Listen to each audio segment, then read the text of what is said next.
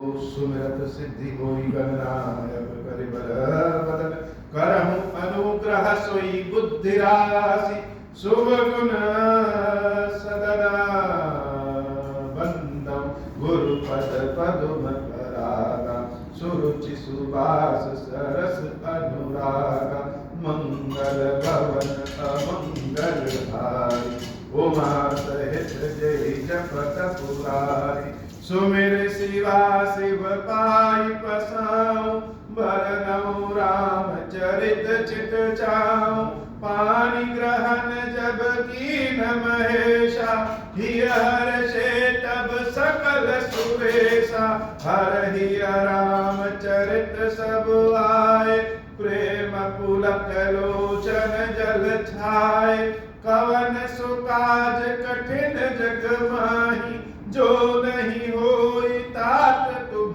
पाई राम काज लगी तब अवतारा सुनता ही भयं पर्वता तारा हे महादेव इस जगत बाबा इस जीवन बाबा न कोई कार्य कठिन है नहीं कोई कार्य संभव नहीं है सारे कार्य सरल और संभव हो जाते हैं बाबा अगर आपकी कृपा हो जाए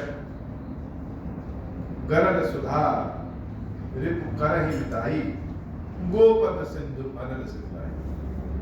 वैसे तो यह चौपाई सुंदर कांड की है लेकिन इस चौपाई में इतना दम है कि जीवन को सुंदर बना भगवान की अगर कृपा हो तो विष ही अमृत बन जाता है। अमृत को कहीं ढूंढने की आवश्यकता नहीं। कहने का मतलब कि जैसा जीवन प्रभु ने दिया है जो भी भगवान ने दिया है अगर भगवान की कृपा हो जाए वह जीवन ही आनंदमय हो जाता है। गर्भ सुधा रिपु करहि मिताई। लोग अपने शत्रुओं से बचने के लिए बहुत सारे उपाय करते हैं लेकिन प्रभु की अगर कृपा हो जाए तो वह शत्रु ही मित्र हो जाते हैं।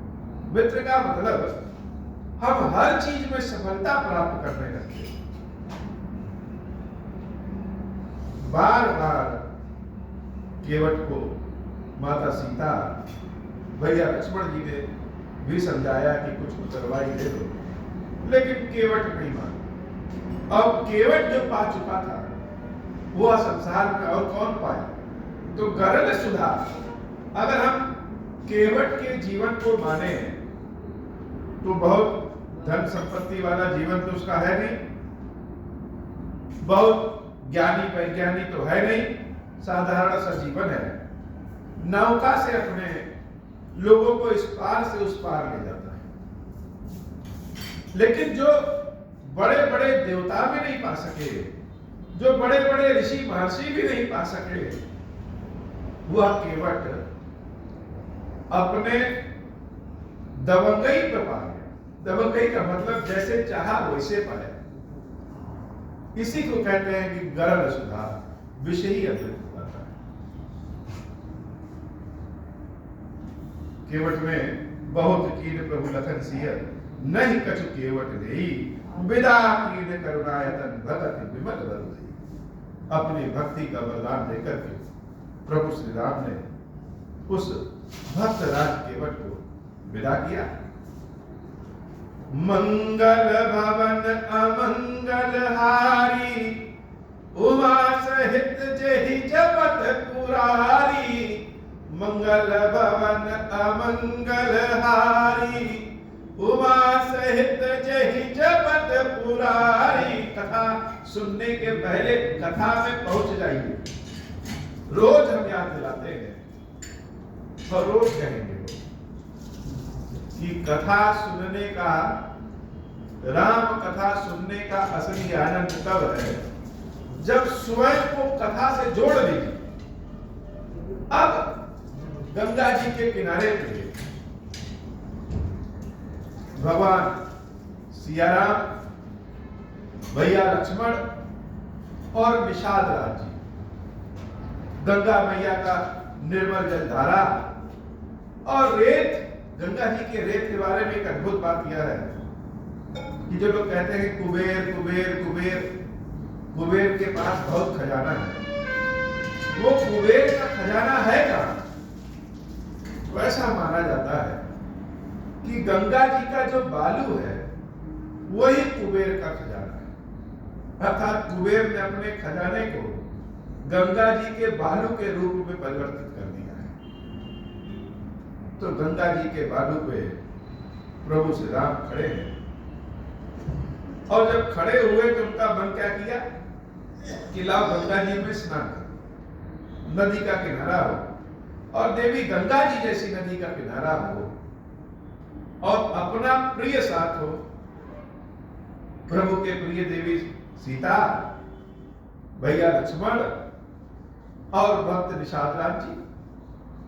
तो मन करता है कि यह आनंद का गति, आनंद का जीवन चलता रहे। वैसे तो प्रभु श्री राम के वन गमन से बहुत लोग दुखी, बहुत लोग कष्ट में हैं। लेकिन राम जी की स्थिति क्या है? राम जी की स्थिति तो जैसे लगे कि यह वन गमन नहीं, यह वनवास नहीं, यह तो मंगलवास है। नदी का किनारा, और भगवान की इच्छा हुई कि स्नान कर ले। तब मज्जुर कर रघुकुल ना था, और जब स्नान कर लिए तो क्या मन करेगा? जब बहुत बढ़िया सुंदर वातावरण कहीं हो तो अपने प्रिय की याद आ जाती है। और राम जी का प्रिय कौन? जो राम जी के प्रिय है, सीता जी, लक्ष्मण जी, निषाद राम जी, वह तो साथी है, लेकिन एक कोई और है जिसके बिना भगवान श्री राम पूर्ण नहीं होते, और भगवान श्री राम के बिना वो पूर्ण नहीं होते। यह समस्त संसार शिवमय है और शिव ही राममय है। ऐसे ही भगवान राम भी शिवमय है। तो देवी गंगा के जल में स्नान करने के बाद भगवान की इच्छा हुई कि भगवान शंकर की सेवा पूजा करें। अब शिव जी के पूजा के लिए क्या चाहिए? दूध चाहिए क्या? खोआ चाहिए क्या? फल फूल चाहिए क्या? अरे शिव जी की पूजा के लिए सबसे प्रमुख चीज जो है वो है श्रद्धा। जब भगवान शंकर की याद आ जाए, जैसे याद आ जाए वैसे ही पूज लीजिए आनंद। कभी कभी कोरोना काल में, वैसे तो भगवान के आशीर्वाद से सुबह तो नहीं लेकिन शाम को भगवान खीरेश्वर महादेव जी के आशीर्वाद से आने को मिलता था। तो सुबह अपने घर में बैठ के कभी कद्दू के महादेव, कभी आटे के महादेव, कभी लौकी के महादेव, कभी मिट्टी के महादेव, और कभी किसी शिला के महादेव को बना करके उनकी पूजा करते थे।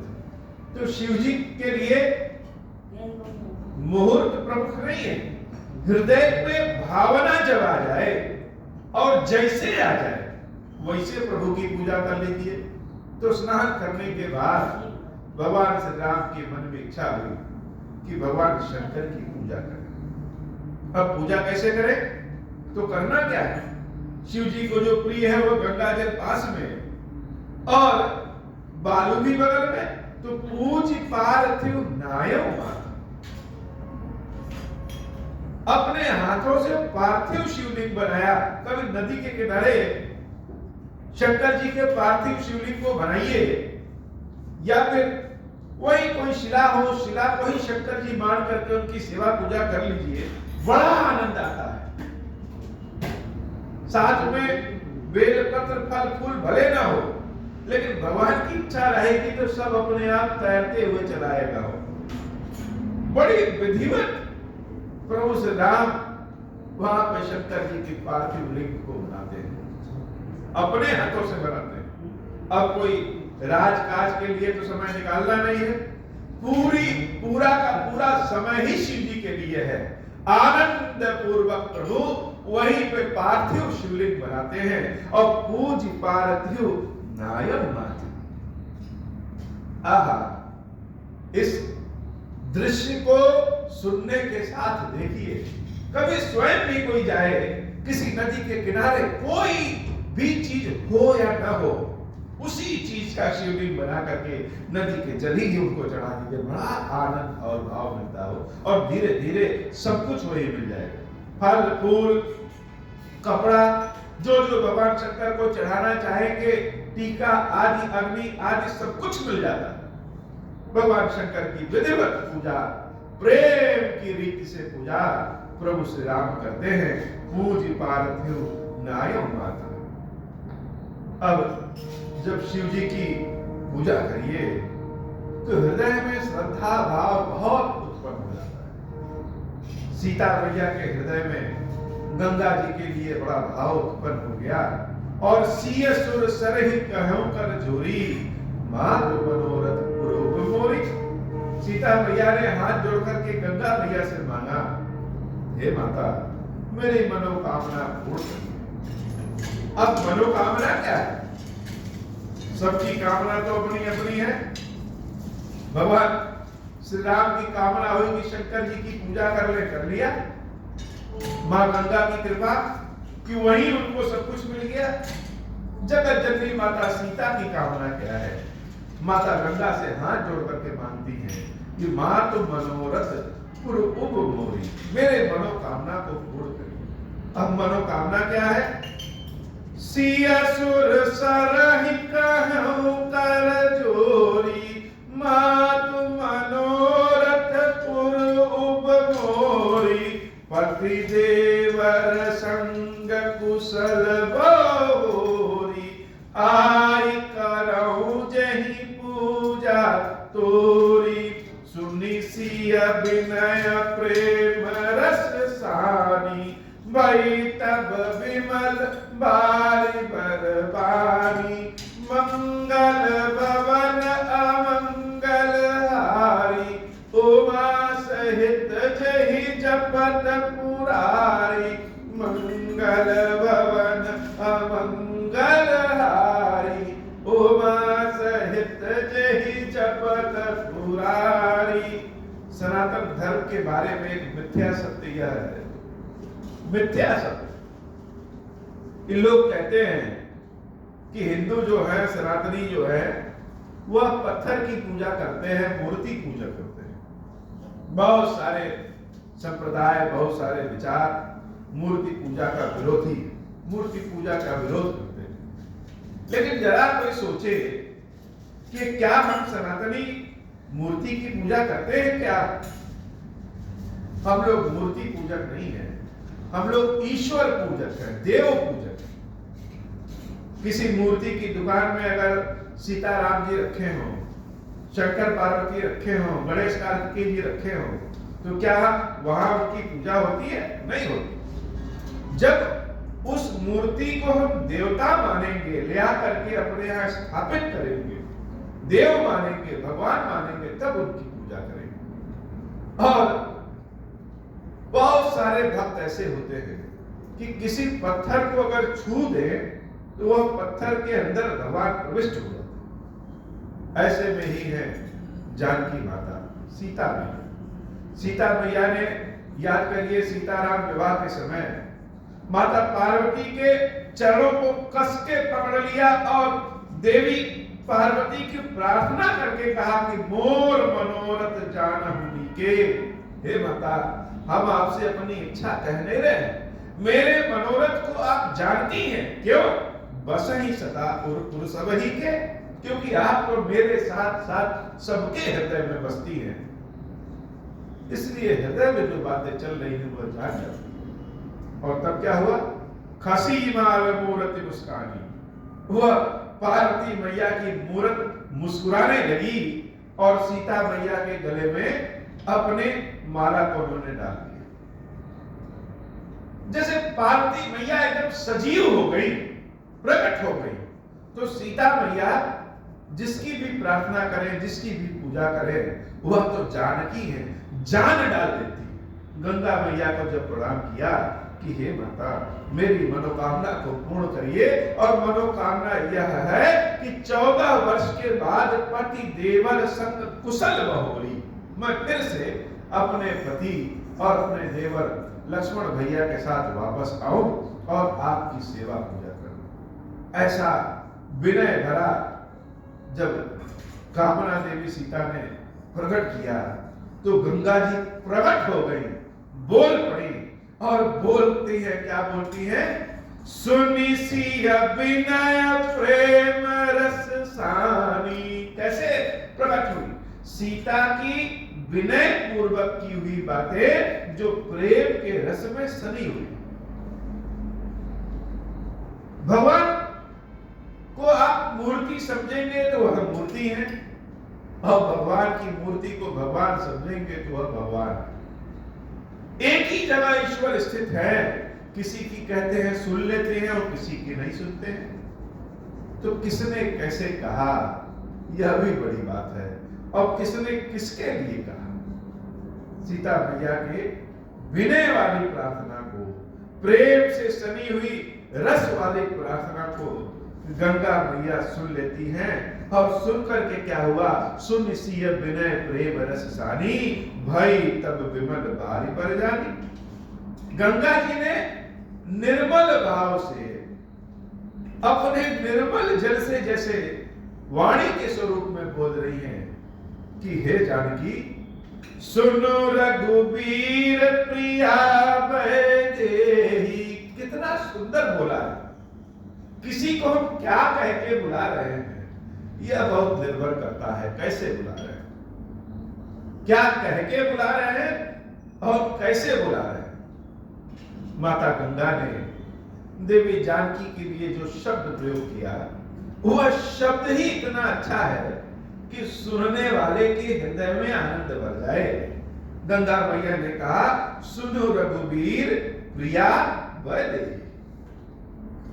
रघुबीर की प्रिया, सीता के कानों में अगर रघुबीर की प्रिया शब्द जाए तो कितना आनंद। कोई हमको कहे कि खीरेश्वर महादेव जी के सेवक भले मेरा नाम न जाने, कोई हमारे सामने मेरी जय जयकार ना करे, लेकिन ओम श्री राम करे, खीरेश्वर बाबा की जय करे, तो सुनने में कितना अच्छा लगता है। कोई जब खीरेश्वर बाबा के गुणगान गाता है, खीरेश्वर बाबा की जय जयकार करता है कि बाबा की कृपा परंपार है, तो यह हृदय एकदम गदगद हो जाता है। मेरी कोई प्रशंसा करे तो भले हृदय न गदगद हो, वैसे तो सबको अपनी प्रशंसा सुनने का मन करता है, यह मानवीय गुण। लेकिन मेरी कोई प्रशंसा करे तो फिर भी मेरा मन न डोले भले, लेकिन शंकर जी की, खीरेश्वर बाबा की कोई प्रशंसा करता है तो जैसे रोम रोम एकदम से प्रफुल्लित हो जाता है। गंगा मैया ने कहा सीता को, सुनो रघुबीर प्रिया। पहले तो राम जी का नाम आ गया, और राम जी का नाम में क्या आया? रघुबीर, यानी रघुकुल में जो सबसे ज्यादा वीर है वह कौन है? वह राम है। सबके बस की बात तो नहीं है, राजगद्दी छोड़ करके वन गद्दी ले ले। और उन वीरों में वीर जो है, श्रेष्ठ वीर जो रघुवीर है, उनकी प्रिया कौन है? उनकी प्रिया जानकी। और जानकी कैसी प्रिया है? वैदेही। जानकी को जब राम ने स्वीकार किया, जानकी की आंखों में जब राम दिखे, दृश्यमान हुए, उसके बाद जानकी वैदेही हो गई। वैदेही का मतलब जिसको अपने शरीर का भाव ही ना हो, अहंकार ही ना। हम कौन है पता नहीं, मेरा अस्तित्व तुम्हारे भीतर समाहित है, तुम में मिल जाए, तुम्हारे मतलब ही हम हो गए, हमारे मतलब ही तुम हो गए। यह भाव, इसी को विदेह कहते हैं, वैदेही। तो जानकी कैसी है? जानकी तो रघुवीर की प्रिया है, और रघुवीर के प्रेम के कारण वह वैदेही हो गई। जैसे व्यक्ति नशे में हो जाए, किसी को याद करे, किसी का भाव उसके सर पे चढ़ जाए, उसी में खो जाए। जैसे राम कथा जब कहिए या सुनिए तो जैसे सब कुछ खो जाता है, बस क्या बचता है? आनंद का भाव, रस का भाव, बस यही बचता है, सब कुछ खो जाता है। वही भाव सीता के भीतर है। सीता के भीतर क्यों है? क्योंकि रघुवीर की प्रिया है। तो जानकी मैया तो वैसे गदगद हो गई, सुन रघुबीर प्रिया देही, तब प्रभाव जग विदित न केही। तुम्हारा प्रभाव संसार में कौन नहीं जानता।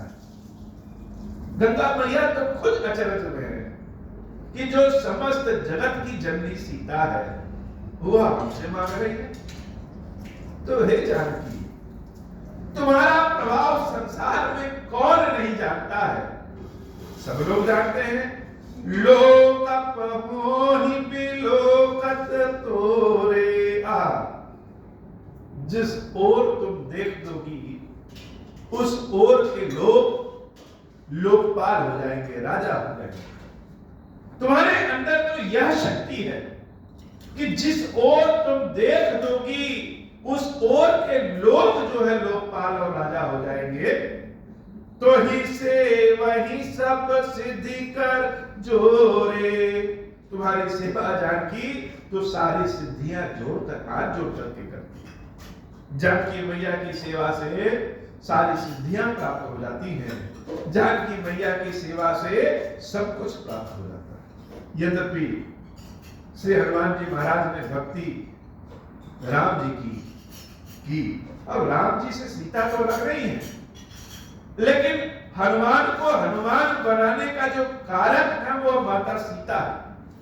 गंगा मैया का आशीर्वाद भी है कि लोक होहि बिलोकत तोरे, तो ही सेवहि सब सिद्धि कर जोरे। तुम जो हम ही बड़ी विनय सुनाई। जो तुम हमसे मांग रही हो यह हमारा बड़प्पन बढ़ा रही है। जो तुमने हमसे मांगा सीता वह तुमने हमारा बड़प्पन बढ़ा दिया। कृपा कीन मोहि दीन बढ़ाई, तदपि देवी मैं देवी असीसा। सफल हो नित निज बागीसा। फिर भी तुमने हमसे मांगा है, तो हे देवी मैं अपना आशीर्वाद तुमको दे रही हूं। मैं अपना आशीर्वाद देकर के अपनी ही वाणी को सफल कर रही हूं, क्योंकि सीता कौन है यह सब लोग जानते हैं और हम भी जानते हैं। गंगा मैया ने बड़ा निर्मल आशीर्वाद दिया। प्राणनाथ देवर सहित कुशल कौशल आई, पूजहि सब मन कामना, सुजस रहि जग छाई। अपने प्राणनाथ प्रभु श्री राम के साथ, देवर भैया लक्ष्मण के साथ और सिर्फ किसी के साथ नहीं, सुजस रहि जग छाई। सुंदर यश को लेकर के तुम वापस अयोध्या लौटोगी और समस्त संसार में यश कीर्ति तुम्हारी फैलेगी। गंगा मैया का निर्मल पावन आशीर्वाद हो। आज भी गंगा जी के पास से गुजरिए तो सीता जी का यह प्रकरण जब याद आता है तो मन करता है कि गंगा मैया से हम भी मांगे। गंगा मैया का दिया हुआ आशीर्वाद कि जानकी तुम जिस ओर देखोगी उस ओर के लोग लोकपाल हो जाएंगे। यह यद्यपि सीता मैया तो जगत जननी है, फिर भी लीला स्वरूप में गंगा मैया की आशीर्वाद, यह वाणी बहुतों को सीता जी ने आशीर्वाद के स्वरूप में दिया, जैसे हनुमान जी महाराज को। बड़ा ही सुंदर आशीर्वाद कि निश्चित रूप से तुम आओगी। मंगल भवन अमंगल हारी, उमा सहित जहि जपत पुरारी। गंग बचन सुनि मंगल मूला, मुदित सिय सुर सरि अनुकूला। तब प्रभु गुहाई कहूँ घर जाहु, सुनत सुख मुख बाउर ताहु। दीन बचन गुह कह कर जोरी, विनय सुनहु रघुकुल मनि मोरी। नाथ साथ रही पंथु दिखाई, करि दिन चारि चरण सेवकाई। जहि बन जाई रहब रघुराई, परन कुटी में कर बिसुहाई।